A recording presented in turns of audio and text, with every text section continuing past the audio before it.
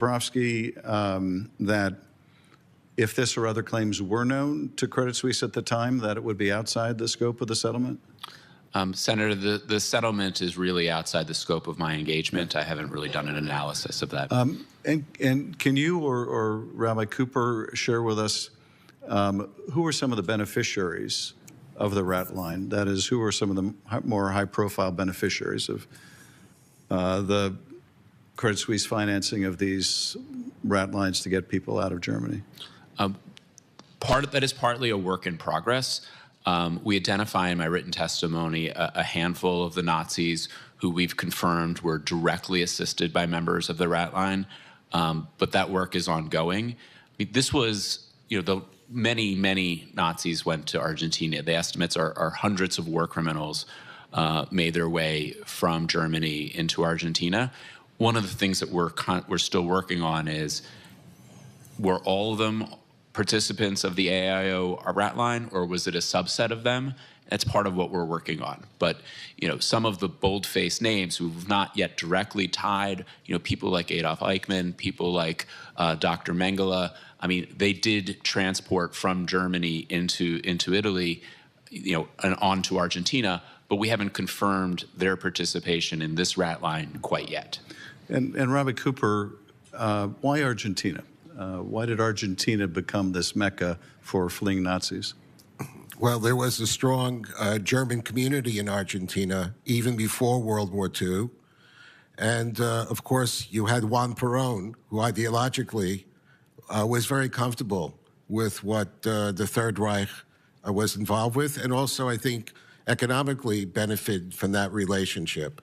But Senator Schiff, I really want to thank you for raising the question, because especially for younger generations, you hear the term rat line.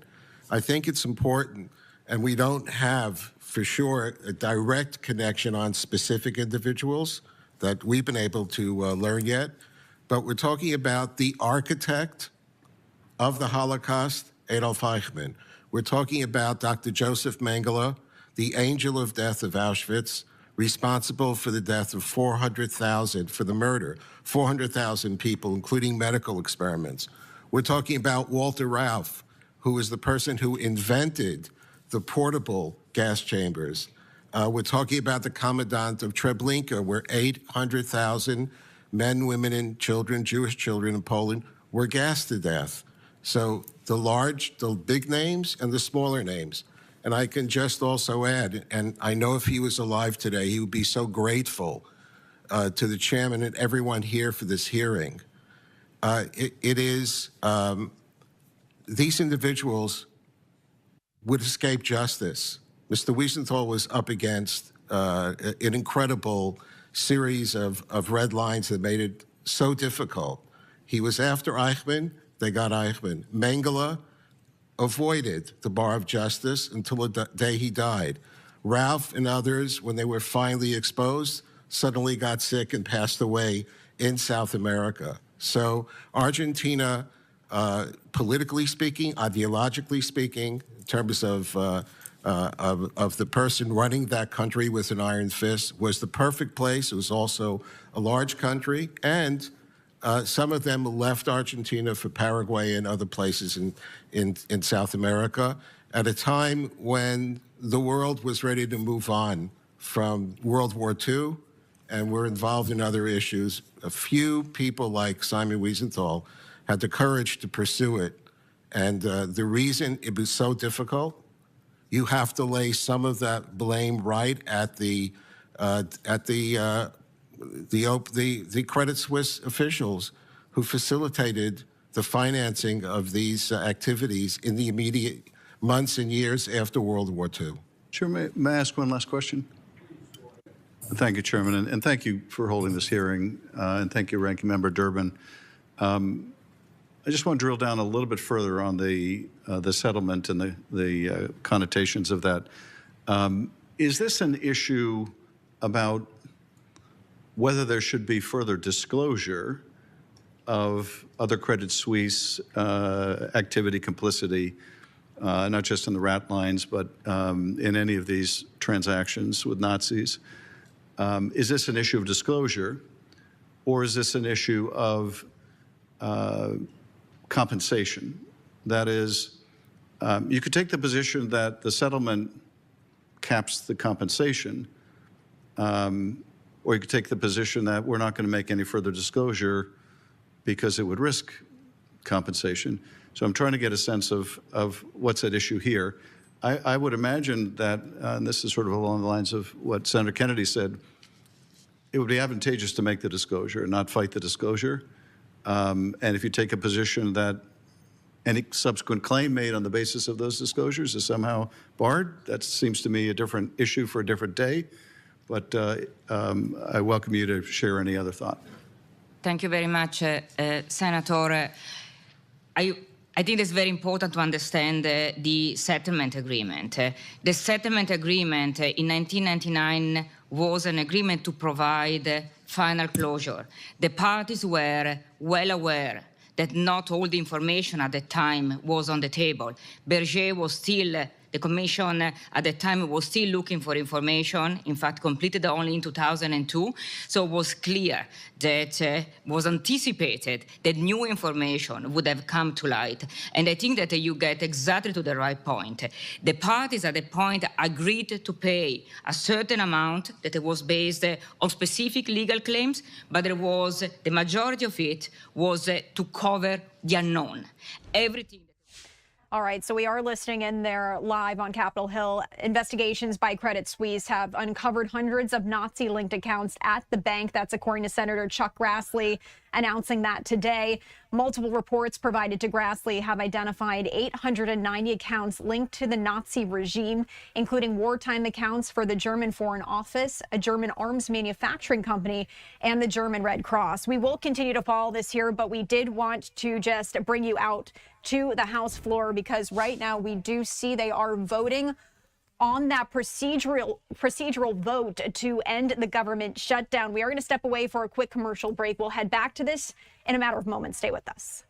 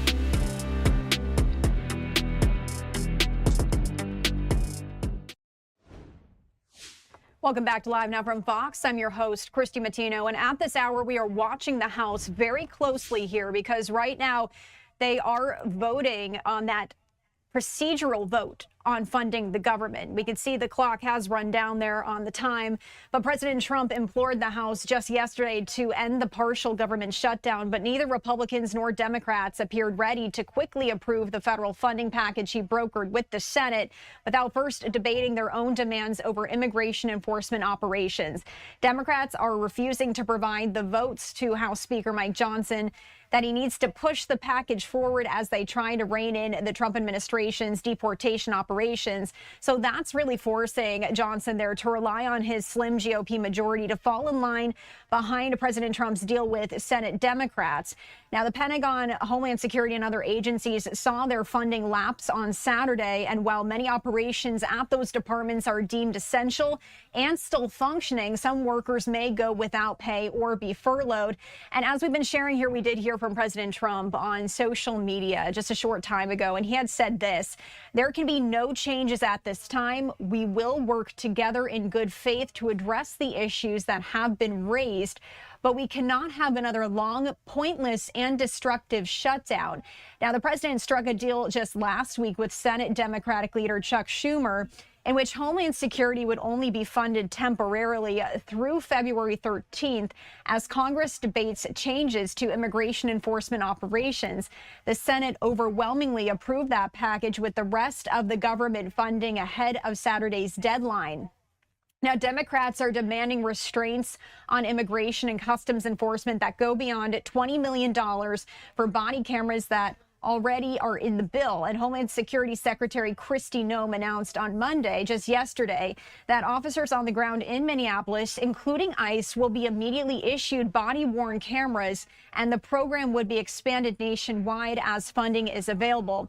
But Democrats are pressing for more. They want to require that federal immigration agents unmask, noting that few, if any, other law enforcement agencies routinely mask themselves in the United States. And they want officers to rely on judicial rather than administrative warrants in their operations. They also want an end to roving patrols amid other changes. And we also do know that Hakeem Jeffries said the administration needs to begin negotiations now, not over the next 2 weeks, on changes to immigration enforcement operations. Certain Democrats, however, are splintering with him and pushing for quicker passage of the funding package to avoid government disruptions. At the same time, House Republicans, with some allies in the Senate, are making their own demands as they work to support President Trump's enforcement there on immigration crackdown in the U.S., as we have been seeing. Now, the House Freedom Caucus has insisted on fuller funding for Homeland Security, while certain Republicans push to include the SAVE Act, which is a long shot there. It's a Trump priority that would require proof of citizenship before Americans are eligible to participate in elections and vote. Critics are saying it would disenfranchise millions of voters. But late yesterday, we did see Representative Anna Paulina Luna dropped her demand to attach the voting bill to the funding package after she and Representative Tim Burchett met with Trump at the White House. She posted afterward that it would be better to try to advance the bill separately through the Senate and keep the government open. So if you are just joining us here on Live Now from Fox, we are going to stay on this here as we are awaiting the results after this procedural vote is now underway there in the House. Let's just turn up the sound here, see if we can hear anything quickly.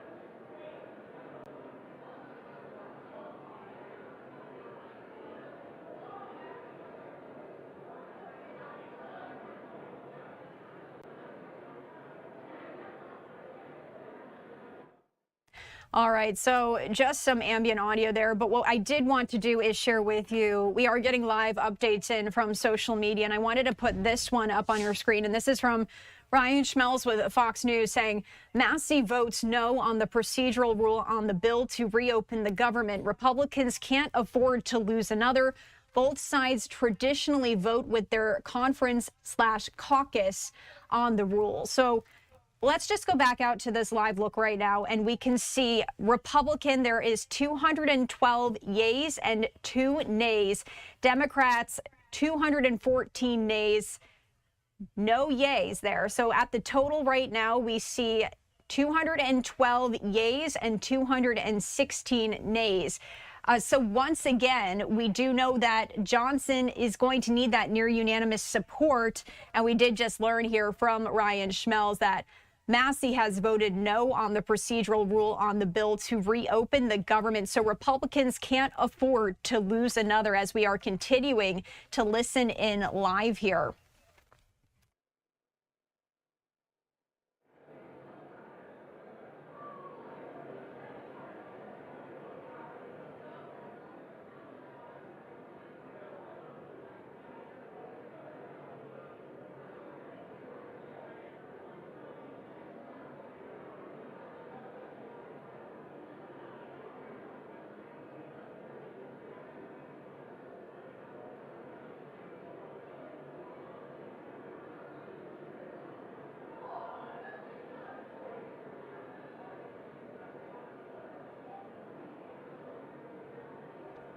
And we are just going to stay on this live look, continue to watch here together. But I did want to speak on the key differences between this partial government shutdown that we are currently in and the last shutdown that we saw recently. So the path to the current partial shutdown differs from the last time, which affected more agencies and lasted that record 43 days that we saw. Then the debate was over extending temporary coronavirus pandemic era subsidies for those who get health coverage through the Affordable Care Act. Democrats were unsuccessful in getting those subsidies included as part of a package to end the shutdown.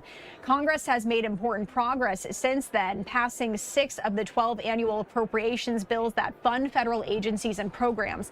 That includes important programs such as nutrition assistance and fully operating national parks and historic sites. They are funded through September 30th. But the remaining unpassed bills represent roughly 3/4 of federal spending, including the Defense Department. Service members and federal workers could miss paychecks depending upon the length of the current funding lapse. Now, as I said here a little bit earlier, but I did want to reiterate for those who may just be tuning in, some House Republicans have demanded that the funding package include legislation requiring voters to show proof of citizenship before they are eligible to participate in elections. Representative Anna Paulina Luna had said the legislation known as the SAVE Act must be included in the appropriations package. But Luna appeared to drop her objections last night, writing on social media that she had spoken with President Trump about a pathway forward for the voting bill in the Senate that would keep the government open.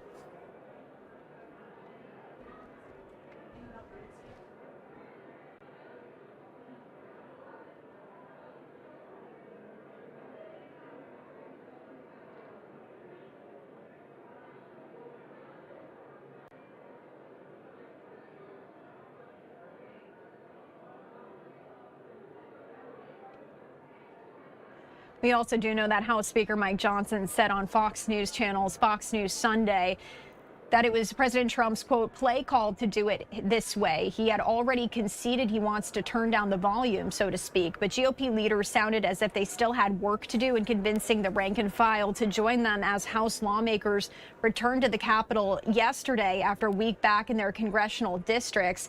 We did hear from House Majority Leader Steve Scalise as he says, we always work till the midnight hour to get the votes. You never start the process with everybody on board. You work through it. And you could say that about every major bill we've passed. That funding package passed the Senate on Friday, and President Trump says he'll sign it immediately if it passes the House here. Some Democrats are expected to vote for the final bill, but not for the initial procedural measure, setting the terms for the House debate, making it the tougher test for Johnson and the White House. Also, Democratic leader Hakeem Jeffries had made clear that Democrats wouldn't help Republicans out of their procedural jam, even though Senate Democratic leader Chuck Schumer helped negotiate the funding bill. Now, Jeffries also noted that the procedural vote covers a variety of issues that most Democrats oppose, including resolutions to hold former President Bill Clinton and former Secretary of State Hillary Clinton in contempt of Congress over the Jeffrey Epstein investigation.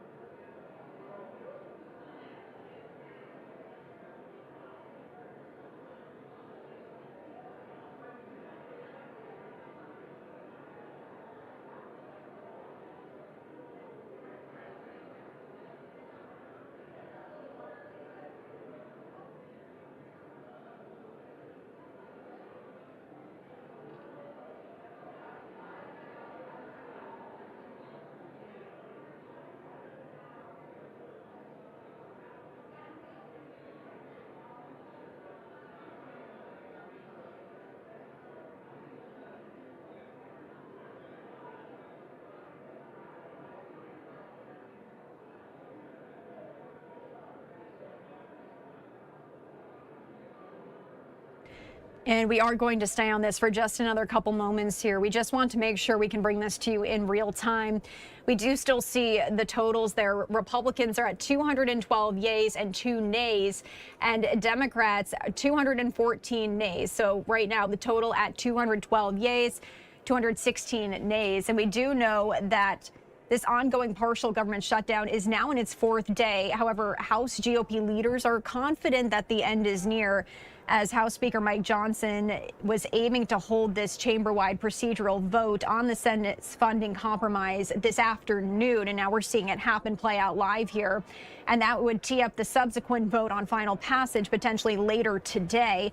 This also comes after he and President Trump quelled by House conservatives who were threatening to tank the measure if an unrelated election integrity bill was not attached to the funding legislation.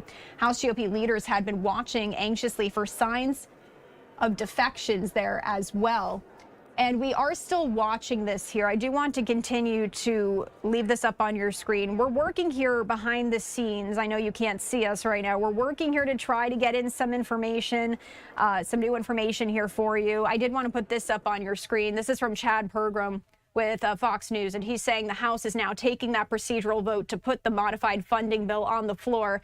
This test vote could be the key vote of the day toward ending the partial shutdown. So we are going to leave this up on your screen for another couple moments here.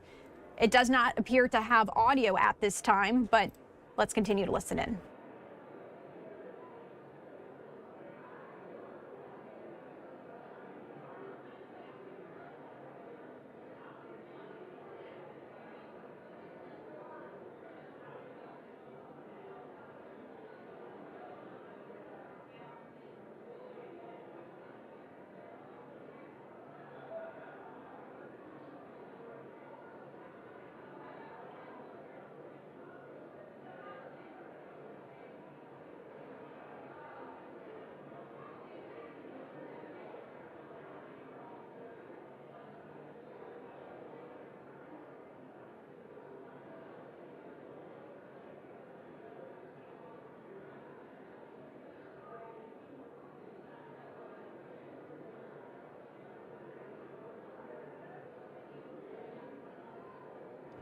All right, and as I said, we are working behind the scenes here to bring you updates as we do get them in real time. Once again, this just coming in from Chad Pergram with Fox saying 2 GOP no's are on the board. We do know now that Massey and Rose have voted no.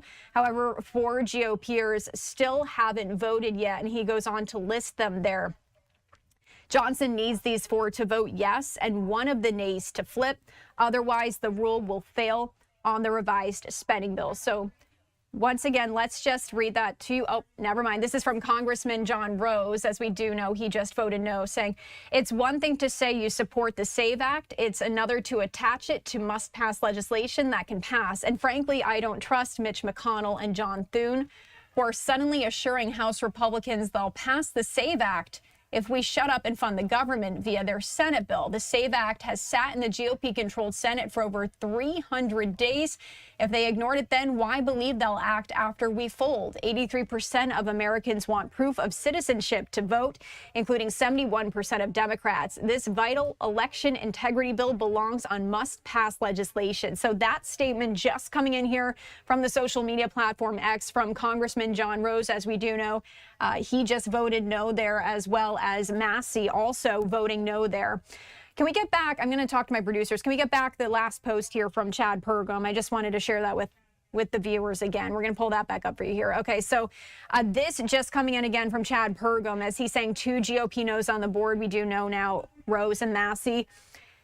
4 GOPers have not yet voted, and Johnson needs those 4 to vote yes, and 1 of the nays to flip. Otherwise, the rule will fail on this revised spending bill. This is the latest update we are just getting in here from Chad Pergam as we continue to listen in live.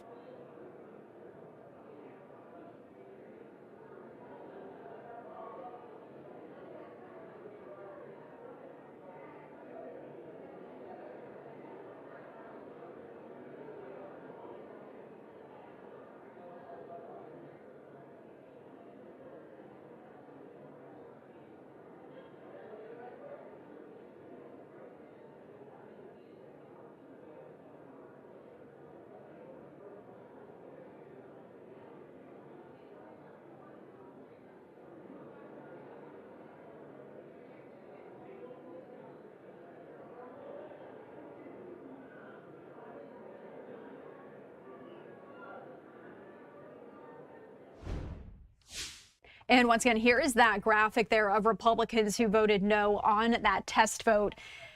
A key procedural vote to take up the bill is being held open as Republican leaders are trying to wrangle those votes there. So once again on your screen, 2 Republicans, Representatives Thomas Massey of Kentucky and John Rose of Tennessee, have voted against moving forward with this bill. So as we've been sharing here, Republicans can only afford 1 defection as they control the House 218 to 214. So 4 other Republicans have not yet voted. All 214 House Democrats have voted no. Rose, in that social media post, said Republicans must hold the line and get a commitment from Senate Republicans to move forward with voting legislation. So these updates, again, coming in here in real time. Looks like we just got another one in here. Let's put this up on your screen. Once again from Ryan Schmelz with Fox News saying, happening on the floor, Scalise and Dusty Johnson are speaking with John Rose, who's a no on the rule. Speaker Johnson is talking to others there as well, and Freedom Caucus members. The 3 haven't voted. And so I did want to just head back to that live look there. That's an update we just got from Ryan Schmelz, as we do know some discussions now being had there. And I want to put up that image live on your screen once again as we continue to listen in.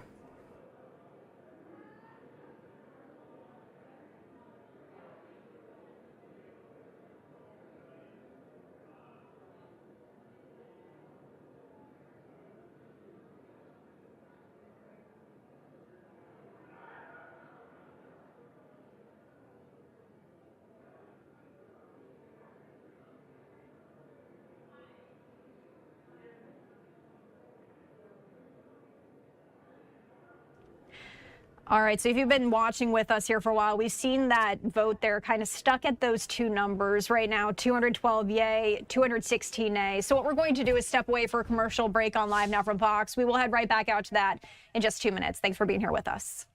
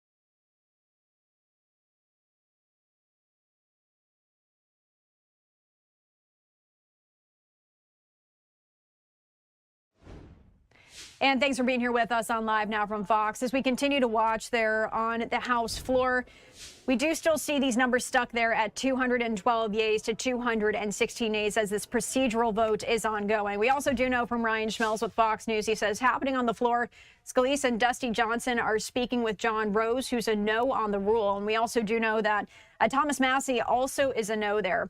But as we have been seeing these numbers not budge as of right now, we are going to pivot to some other news. We'll put this up in a box for you so you can keep an eye on this. And of course, once we do see which way this goes here, we will pivot back to that. Also, that just popped up here, I wanted to share with you. This is a Senate stakeout camera. So if we do see anybody step up there, we are also going to bring it to you as well. As we transition to some other news, I did want to share this here with you. We continue to follow this story as Savannah Guthrie put out this statement on her missing mother, saying, on behalf of our family, I want to thank everyone for the thoughts, prayers, and messages of support.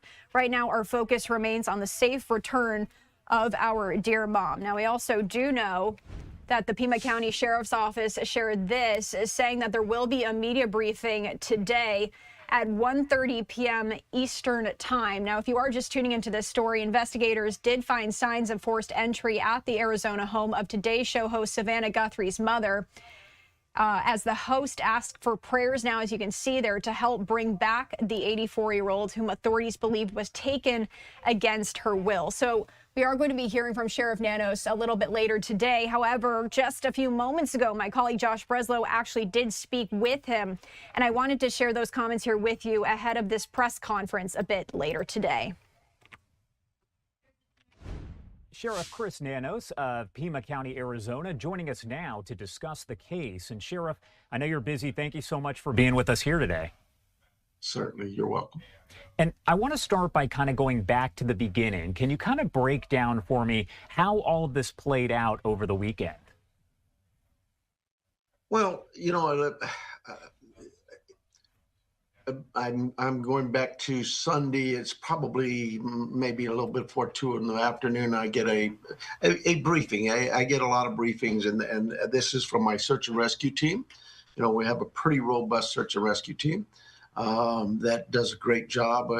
We've got desert trails and some beautiful mountain terrain, and so sometimes you get hikers who need assistance or they've got lost.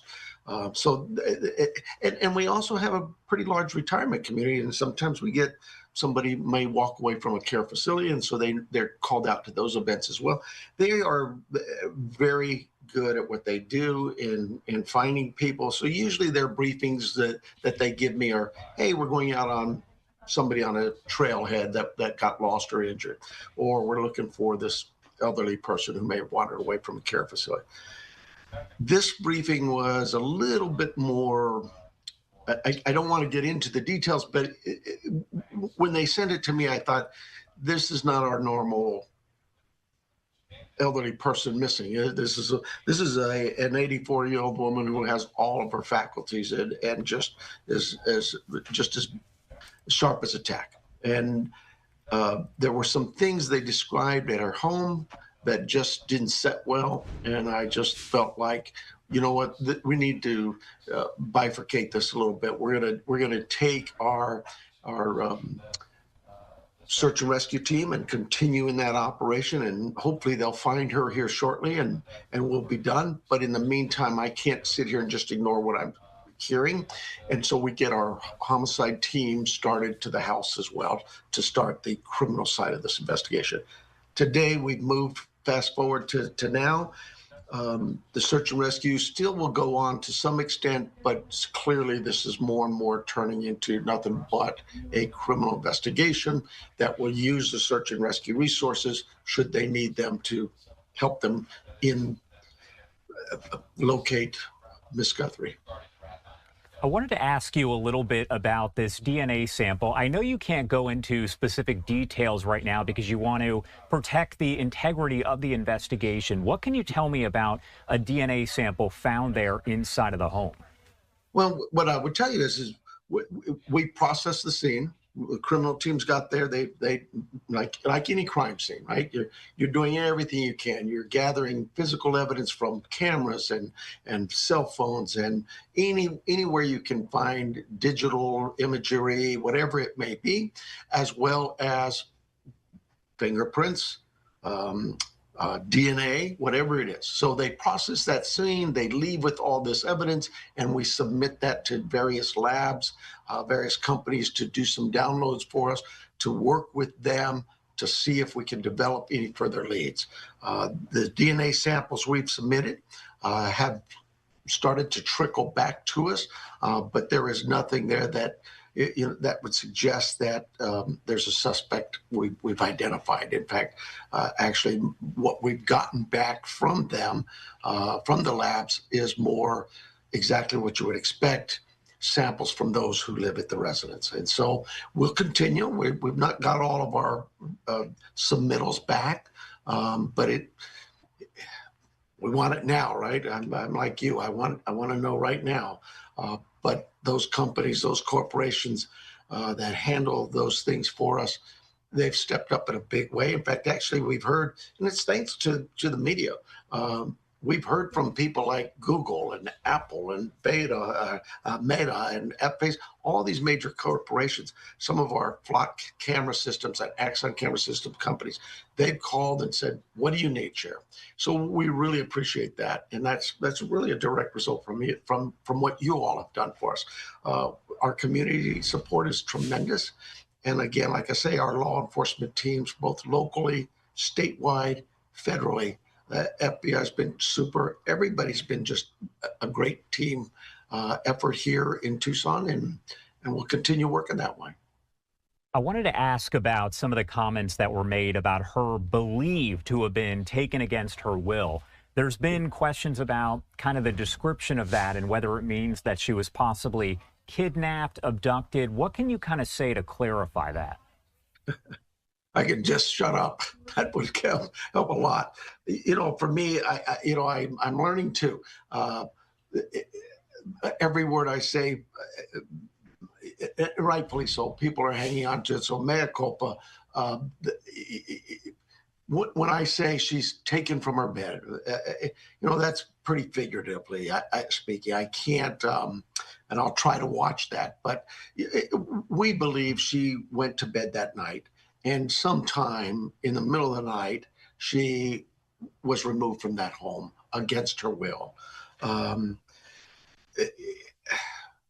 We're working on a time frame. We've got the time frame from 9:30, 9:45 Saturday. She's dropped off by family, and then 11 in the morning, she's discovered to be missing by family. That's a large window. We understand that, and we're working on narrowing that down to give us a better focus point. But for me, the fear is if I tell you, oh, it's from 10 a.m. to, or it's 10 p.m. to 12 midnight, I could lose a lot of data from our community to say, oh, well, this happened at 1 in the morning, so it couldn't have been it. No, we don't want that. We want our community to just give us all the data you have, all the information you have, and we'll be the ones to decipher that and dismiss it if need be, but just keep that information coming. Again, thanks to the media, we're getting a lot of leads, a lot of good tips, and that's vital to any case, but particularly this one. We're stumped. We came to a home that the person is missing, and now we've got to find it. And this is under some pretty unusual circumstances. Social media in general, it can be a good thing, but it can also be a bad thing. Tell me how it's kind of maybe helped in this situation as you are trying to gather those leads. As you've said, there have been a lot that have come in, but how does social media kind of factor into that? Yeah. So for me, we have our own social media team, our public information officers, our community relations teams. They're all over that. They keep an eye on it. They watch for it, as do other agencies. From now and then, we hear from, it may be the FBI, it may be DPS. Somebody says, hey, we got this tip on social media, but we monitor it and look at it. And, I think it's as much as some days I hate politics and I hate social media, it can be a tool that's very valuable in hearing, a way to hear from your community and understand where their thoughts are at in all of this. So yeah, there's not any source of information and there's not any piece of information that we just dismiss. We keep our eyes on all of it, and we encourage good, healthy discussion and that information flow to come to us so we can solve cases, not just this one, all cases. Yeah, of course. And my last question here for you is about your message. What message do you want to get out to the people there in your county, the people in Tucson, the surrounding area? What is your message to them right now? Well, you know, for my community, they know we depend so great on them. They've always stepped up. They've anytime we've needed something. So I really, my team knows that support is there. I know it's there, and we just ask that, look, take care of one another, keep your eyes, your ears open, and that's not just looking at this case, but everything you do in your daily lives. Take care of each other, be kind to each other, and know that when these incidents happen, your information, your input is really critical in solving these kinds of cases. So a big thank you to my community again, but also keep vigilant and keep letting us know what you know. Sheriff, thank you so much for taking the time to be here with us. I know you have a lot going on, very busy. You've been going nonstop. Thank you so much. Is there anything else that you want to add? Anything we missed here before I let you go?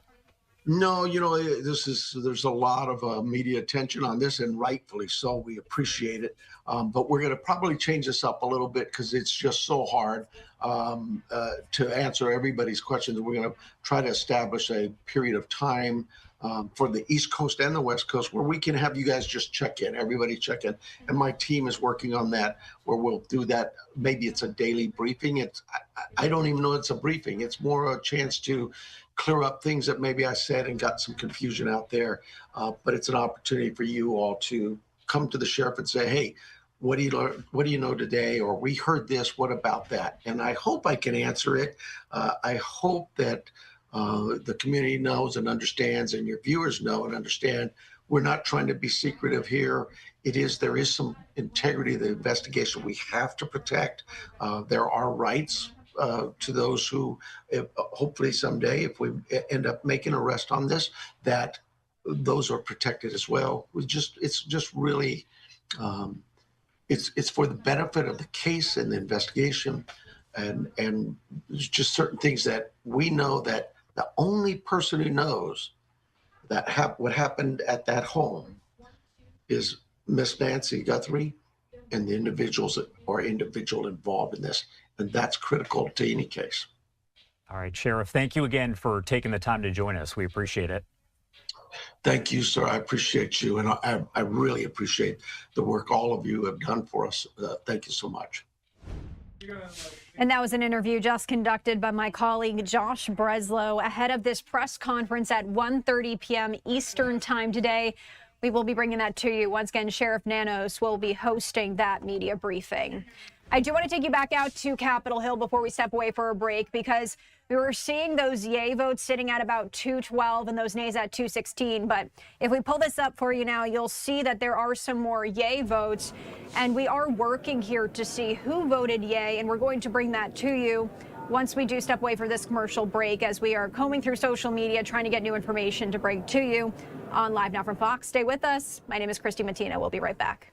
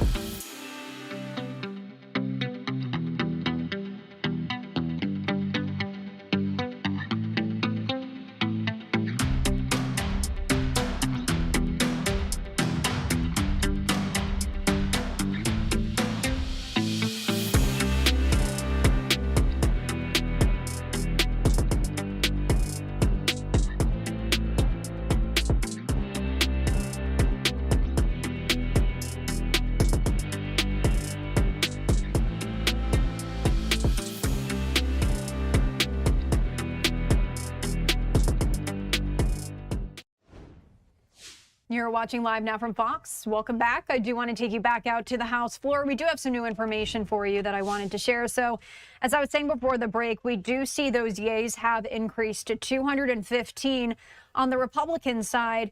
And we do have some information coming in here from Ryan Schmelz with Fox News. He's saying Sparts and Donalds have voted yes on the rule to proceed the government funding bill.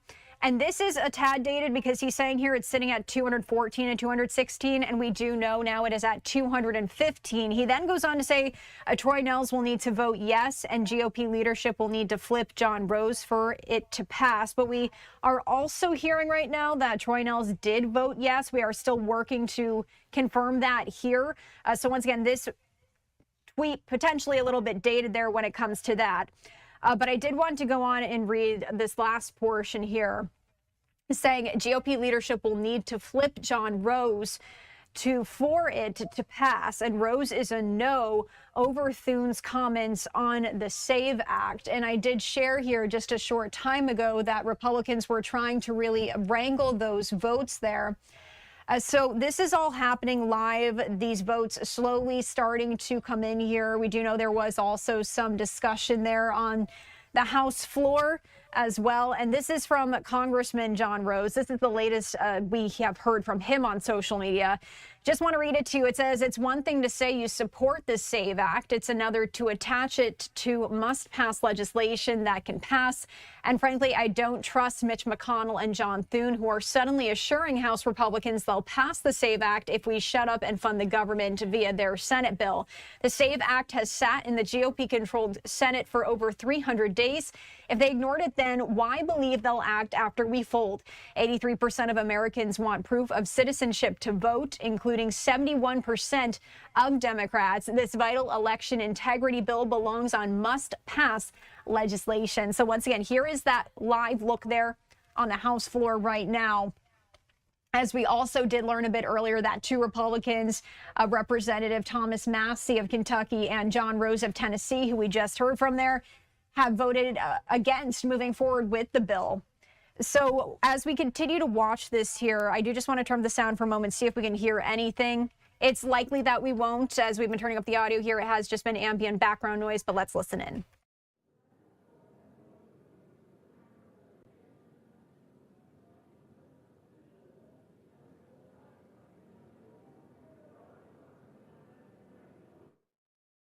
All right, so what we're going to do is continue to keep an eye on this here for you on Live Now from Fox. Also, I just wanted to remind you that we do have this live stakeout camera.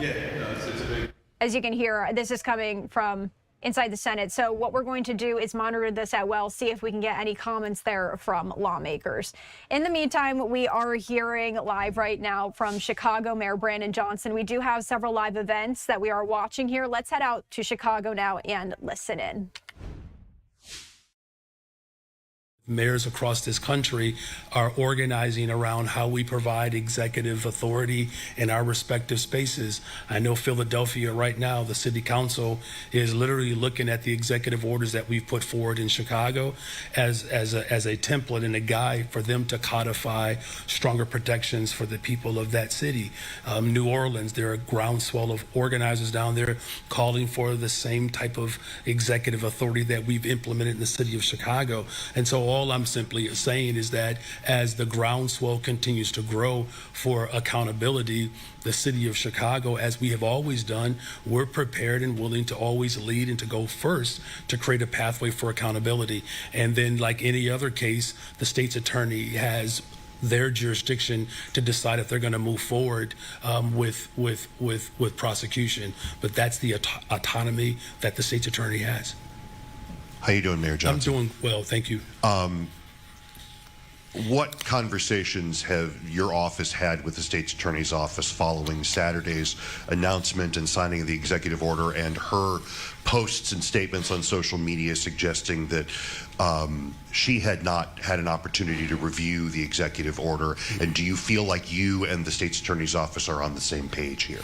Well, look, the state's attorney has said publicly that she is prepared to prosecute federal agents, has not had evidence brought before her, which makes sense, right? And so what I did, I used my authority to create a pathway for accountability. As long as there's a pathway for accountability based upon, again, what's happening nationally, people are being killed. Police officers have been harmed by federal agents indiscriminately releasing tear gas. The type of terror and chaos that has been evoked by this administration is something that has to be checked.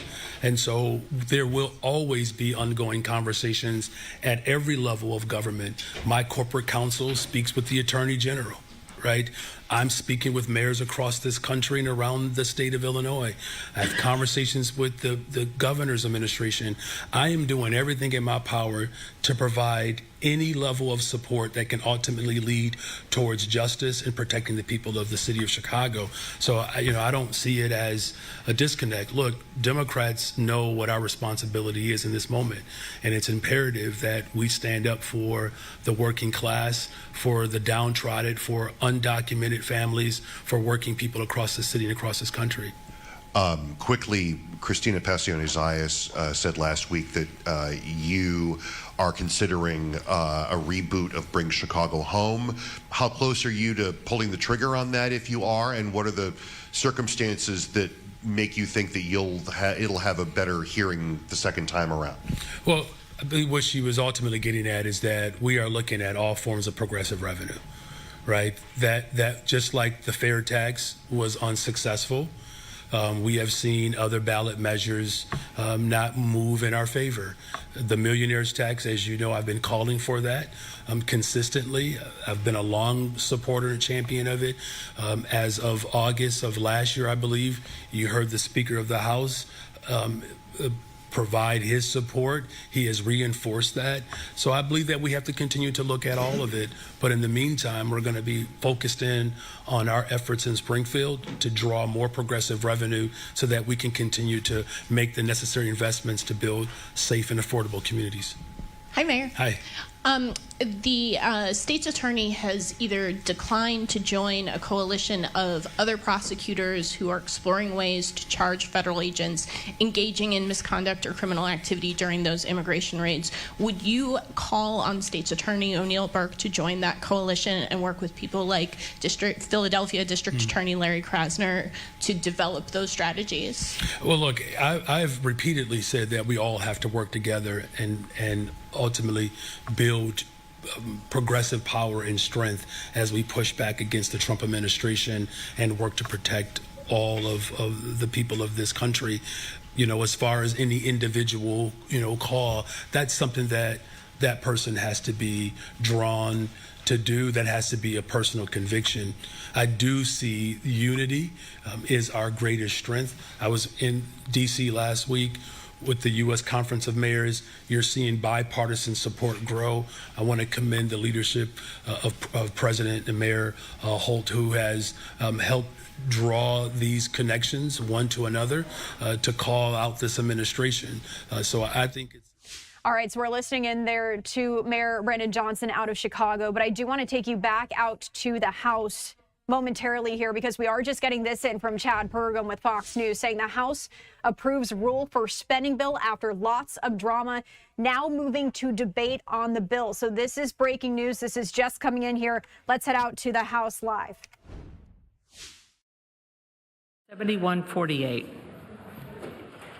Pursuant to House Resolution 1032, the motion shall be debatable for 1 hour, equally divided and controlled by the chair and ranking minority member of the Committee on Appropriations or their respective designees. The gentleman from Oklahoma, Mr. Cole, and the gentlewoman from Connecticut, Ms. DeLauro, each will control 30 minutes. The chair recognizes the gentleman from Oklahoma.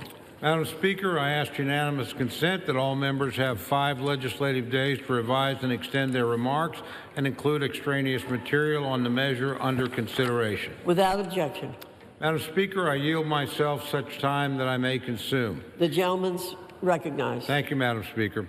The House has done a tremendous job these last few months as we finalized true bipartisan bicameral bills to fully fund our government in a member-driven, district-focused way. 6 of those bills have been signed into law by President Trump, fully funding those departments and agencies through the end of the fiscal year. While the remaining 6 bills have all passed the House, we're dealing with a partial government shutdown that could have and should have been avoided. Funding the government is not an optional exercise. It's the most basic duty we have in Congress. 2 weeks ago, the House and the Senate struck a bipartisan and bicameral deal to move forward on these remaining appropriations bills for fiscal year 2026. The House acted expeditiously to pass these bills, marking historic progress for our appropriations process and the return to regular order that every member of this chamber wants to see. I share the frustrations of many that the Senate altered our deal at the last minute. But our obligation is not to these emotions, it's to the American people. While we all worked hard, especially our Cardinals, to ensure that all 12 bills would be signed into law before the January 30th deadline, the Senate has put us on a different path. The best choice before us is to pass these 5 bills and the short-term stopgap for the Department of Homeland Security. This approach delivers full-year funding to more than 95% of the government and avoids the consequence of inaction. To continue the government shutdown would be to repeat all the same mistakes my friends across the aisle made in October of last year, throwing federal employees into chaos and confusion while they are forced to work without pay, wreaking havoc on our airports while TSA and FFA are unfunded, putting undue stress on our military families, and causing further instability to the United States economy. Shutdowns are never the answer. They don't work. They only hurt the American people. So today, lawmakers in this chamber have an opportunity to avoid repeating past mistakes.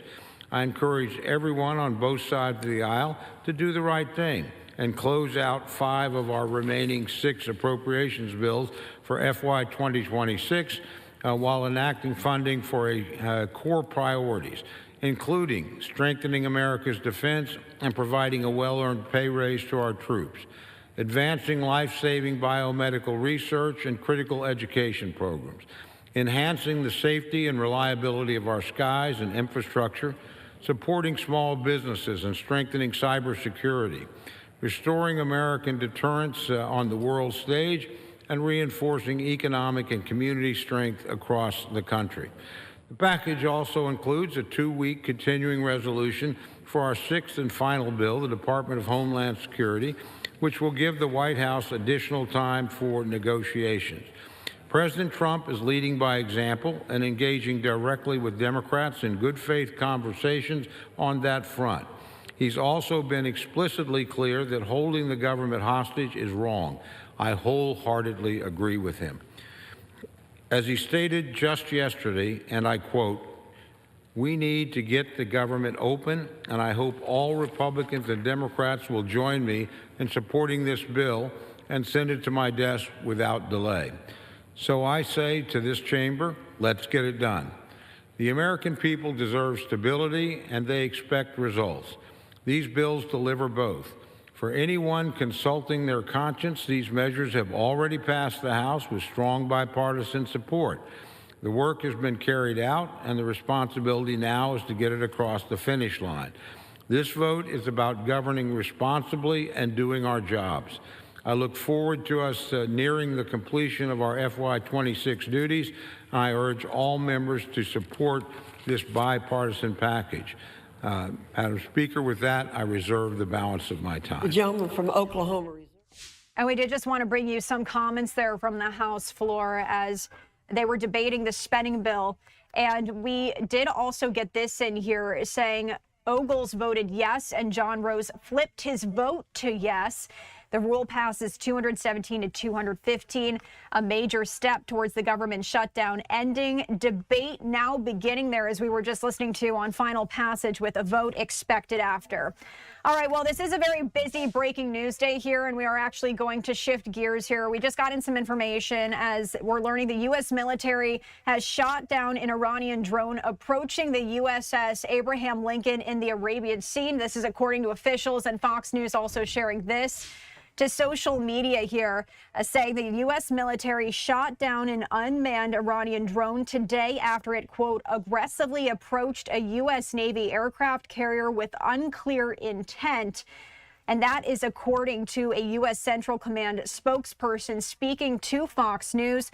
It also goes on to say USS Abraham Lincoln was transiting the Arabian Sea approximately 500 miles from Iran's southern coast when an Iranian drone unnecessarily maneuvered towards the ship. So that's all we have in here right now. This is breaking. So as you can see there on your post from Fox News, a U.S. fighter jet shoots down unmanned Iranian drone that was approaching the USS Abraham Lincoln.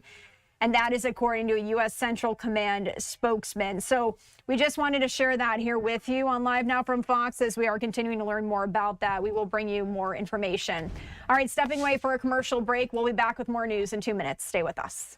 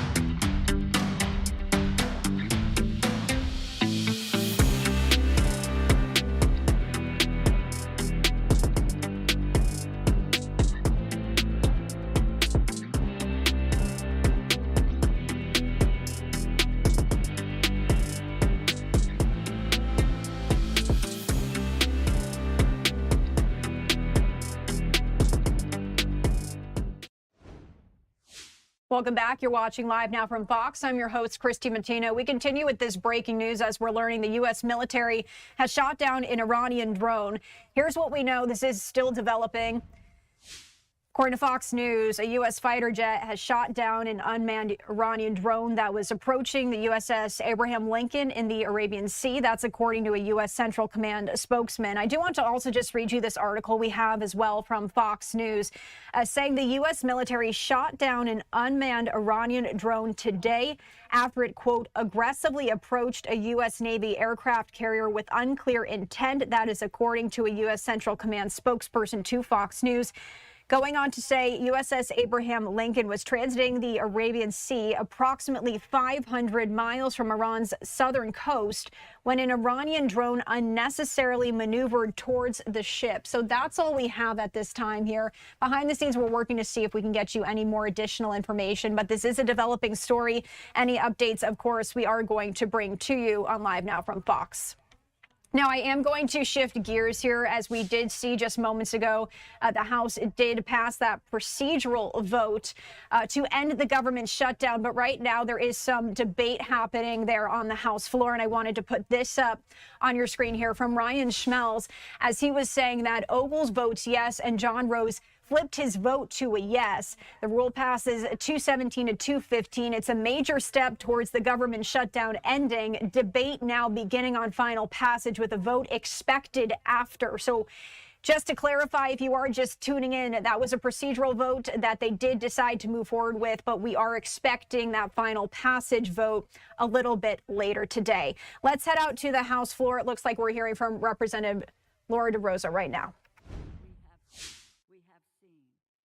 And it's understandable the rage and the fear and the outrageousness of what these activities have been all over this country. The only way we can get these things is to fight for and win them and let the public know what we are fighting for. Passing these 5 full-year funding bills today puts us in the best position to win that fight over the next 10 days, the 6 legislative days, and beyond, if need be. I strongly encourage my colleagues to support this bill today and continue to fight to protect our communities in the coming weeks. Thank you, and I reserve the balance of my time.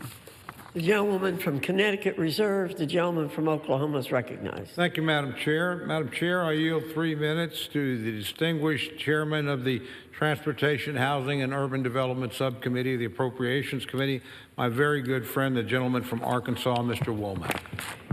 For how much time is the gentleman? 3 minutes. The gentleman from Arkansas is recognized for 3 minutes.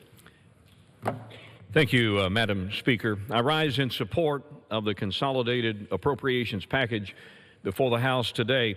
Passage of this legislation means that Congress will have provided full-year funding to more than 90% of the federal government.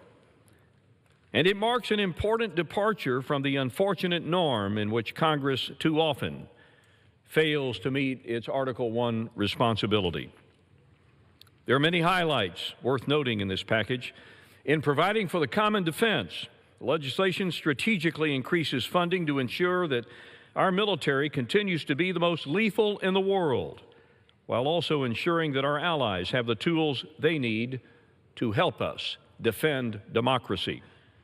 The package also makes investments in biomedical research and small business development. Together, these measures and more support a more prosperous America. Madam Speaker, I chair the Transportation, Housing, and Urban Development Subcommittee. My division of this legislation cuts back unfocused spending and reduces bureaucratic bloat. Before I get into specifics, let me just thank my subcommittee ranking member, Jim Clyburn, for his partnership. He's been a great friend, and he's been an invaluable asset and partner through this process, and I appreciate his dedication to crafting this division of the bill and advancing the entire package. The THUD division invests in what matters to the American people: economic growth, safe and efficient mobility, and housing affordability. We prioritize safety by allocating over $22 billion for the Federal Aviation Administration. These dollars will fully fund air traffic control operations and enable the hiring of 2,500 new controllers. It'll jumpstart the modernization of outdated facilities and equipment, strengthening the safety and reliability of our national airspace system. We provide more than $64 billion for highways, taking care to send the overwhelming majority of these dollars back to the states, because it's at the state level where the best decisions are made, not here in Washington. We also provide funding to address our nation's shortage of safe and available truck parking. America's truckers work tirelessly to keep our grocery stores stocked, our packages delivered, and our supply chains moving. Ensuring they have a safe place to park between long drives is common sense, and this bill delivers on that promise. At the same time, we preserve housing assistance for the most vulnerable, such as youth aging out of our nation's foster care system, while promoting affordability through flexible, locally driven programs that allow communities to expand housing supply without the micromanagement of the federal government. It does all these things while saving millions of hard-earned American taxpayer dollars. I want to thank my subcommittee staff, Avery, Andrew, Doug, Mary Beth. Your hard work and diligence has been indispensable throughout this process, and know that I'm deeply grateful to have each one of you on my team. Yield the gentleman an additional 30 seconds, Madam Speaker. So I'm going to take that 30 seconds and brag on this guy right here, Tom Cole. He has re-engineered, somewhat reinvented, a lost appropriations process, and I am eternally grateful, and I know I speak for the American people in thanking Mr. Cole for his leadership. I want to thank my colleagues for this bipartisanship that's been exhibited by this package, and a yes vote today takes us one step closer to restoring the confidence that the American people should have in this Congress. And with that. All right, so once again, listening there on the House floor, the House beginning up to 1 hour of debate on the Senate amendments there after we did see that procedural vote that just happened within the past hour here. We are going to head back to those comments on the House floor in just a matter of moments. We do have to take a final commercial break of this hour. My name is Christy Mattino. We'll be right back.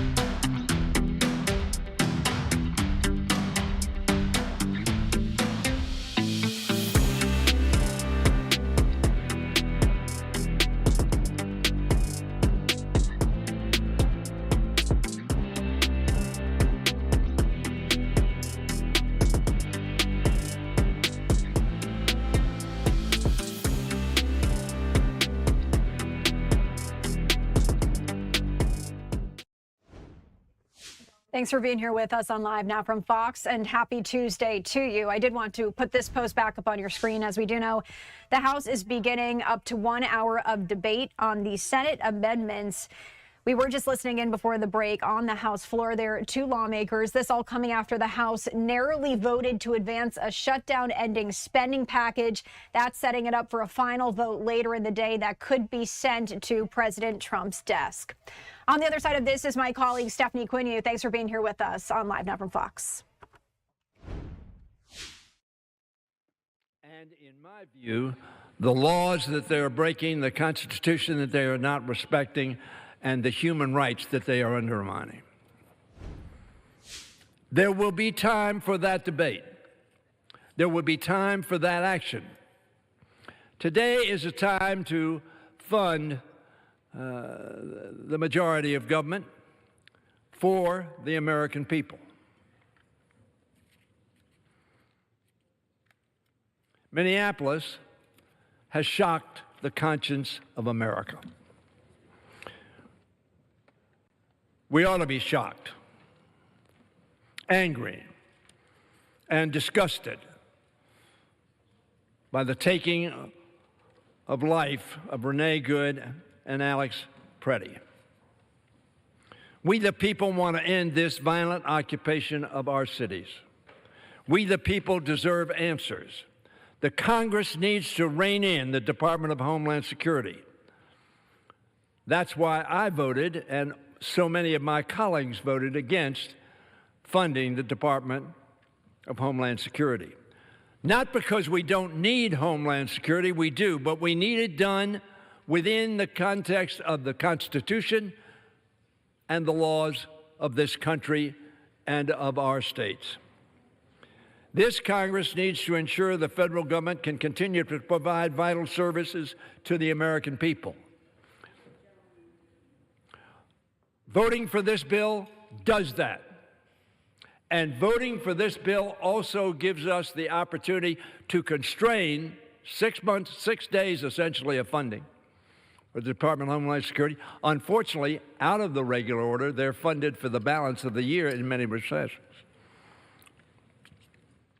So this compromise bill serves the interest of funding our government for the American people and giving us the opportunity to constrain and to ensure that there are meaningful, substantial reforms and restraints placed upon the operations of the Department of Homeland Security, as it must be.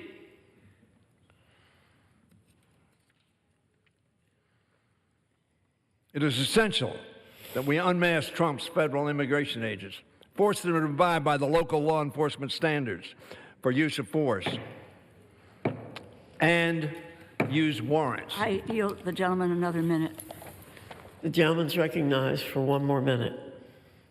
Throughout this year's appropriations process, we have seen Donald Trump and Russell Vought trample on this Congress's power of the purse. Some will admit that, some will say it silently. If there were ever a time for this Congress to exercise that power, it is now. So let us pass 5 bills on which we have agreement, substantially restrain and stop the funding of DHS a week from this Friday, and then come to an agreement on honoring the Constitution, the laws of this country, and the conduct of law enforcement. Let's pass this bill and then focus on that which the country wants us to focus on like a laser for them, for the people. I yield back my time. The gentleman's time has expired. The gentlewoman from Connecticut reserves. The gentleman from Oklahoma is recognized. Thank you, Madam Speaker. Madam Speaker, I yield 3 minutes to my very good friend and the distinguished chairman of the Labor, Health and Human Services and Education Subcommittee of the Appropriations Committee, the gentleman from Alabama, Mr. Adderholt.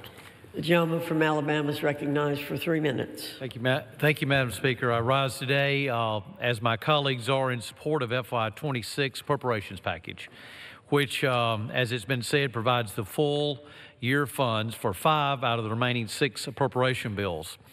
Unfortunately, funding these bills is not an optional thing. It's a part of our constitutional requirement, and we must act on our commitment to the American people. With this bill that is before us today, the government will continue operating effectively and provide stability for the American people. The path forward in this legislation reflects President Trump's negotiations and direction to avoid a long-term partial shutdown and keep the government operating without further disruptions. As chairman of the Labor, Health and Human Services and Education Related Agencies Subcommittee, I'm honored to work with the ranking member of this subcommittee, Ms. DeLauro, who also serves as ranking member of the full committee, in making sure that what we do in this legislation provide funding for critical projects that provide support and for jobs for local growth in our districts. The Labor, Health, and Human Services bill on the floor today balances the need for responsible fiscal stewardship while maintaining key investments in biomedical research, schools, and in public health. Thanks to the negotiations on a bicameral, bipartisan level, funding decisions have moved through a deliberative, member-driven process that emphasizes transparency, accountability, as well as timely consideration. The Labor H bill before us demonstrates the will of the American people who want new priorities and accountability in government, including priorities to make America healthy again and make America skilled again. Investments in this bill are directed to where they matter most, into life-saving biomedical research and resilient medical supply chains, classrooms and training that prepare the next generation for success, and rural hospitals and primary care to end chronic disease epidemic. These measures are part of an agreement that keeps the FY26 spending levels below the spending that was projected under the current continuing resolution, which delivers real savings for the American taxpayers. Enactment and passage of a full-year appropriation is vital. In conclusion, I want to thank the staff on both sides of the majority and the minority for all their hard work in getting this bill across the finish line. Thank you, Madam Speaker. Once again, I urge my colleagues to support the underlying bill, and I yield back. The gentleman yields back. The gentleman from Oklahoma reserves. The gentleman from Connecticut is recognized. Madam Speaker, I yield 4 minutes to the gentleman from South Carolina, the distinguished ranking member of the Transportation, Housing, and Urban Development Subcommittee, Mr. Clyburn. Gentleman. We are continuing to listen as the House is debating the funding package